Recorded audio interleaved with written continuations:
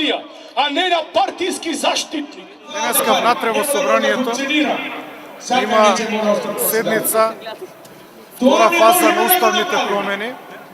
Собрани се пратениците да го продолжат процесот на предавство. Тука надвор е соберен македонскиот народ кој што се противи на промената на уставот, односно промената и бришењето на македонското име и македонскиот идентитет. Овој народ на 30 септември на референдумот кажа дека не сака да има промена на уставот, дека не сака да биде избришан и се спротивстави јавно, јасно и гласно.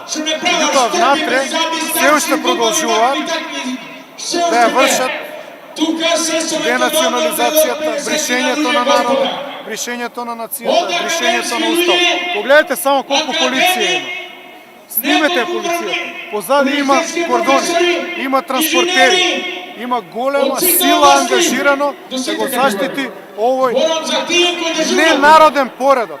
Внатре во парламентот седат криминалци, внатре седат луѓе од закана, од кривични пријави, затварани луѓе. Луѓе кои што беа во притвор и пуштени за да го менуваат уставот. Ова не е прифатливо.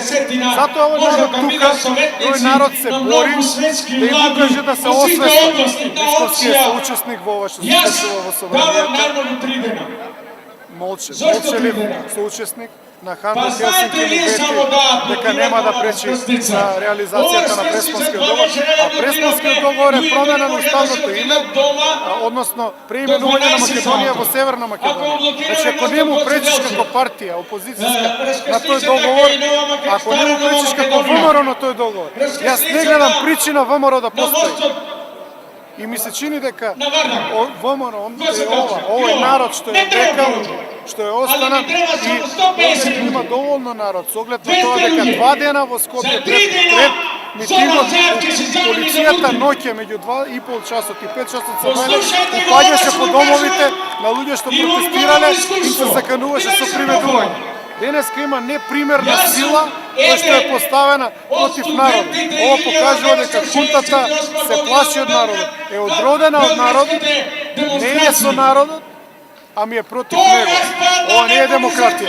Ова заликува на африканска држава. И ние мора тоа да го смениме.